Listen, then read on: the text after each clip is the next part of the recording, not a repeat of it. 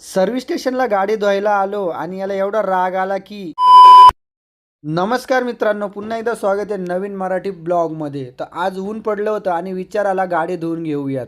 मग काय लगेच गाडीवर बसलो आणि निघालो सर्व्हिस स्टेशनला जाण्यासाठी. सर्व्हिस स्टेशनला पोहोचताच बघतो तर काय एक गाडी हवेत तरंगत होती आणि त्याच्यानंतर होता आपला नंबर.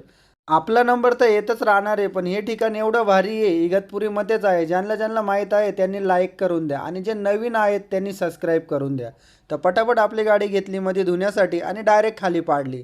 खाली पाडण्याचं कारण एवढंच की जी खाली घाण चिपकलेली असती ती पूर्णपणे स्वच्छ होऊन जाते. त्याच्यानंतर त्यांनी ब्रश घेतला आणि पुढचा मागचा दोन्ही टायर एकदम व्यवस्थित असे धुवून घेतले. ते बघून तर खूपच आनंद झाला मला. त्याच्यानंतर डिझेल त्यांनी लावलं. डिझेल लावण्याचे फायदे असे असतात की जे गंज वगैरे पकडलेला असतो तो सर्व निघून जातो. त्याच्यानंतर छानपैकी एक कपडा घेतला आणि मस्त वॉश करून घेतली. आता फायनली गाडी आली धुण्याची वेळ, म्हणजे खालून धुतली, आता वरतून धुण्याची वेळ आली. पटापट त्यांनी क्लीन केली आणि एकदम स्पीडने पाणी मारायला सुरुवात केली आहे आता.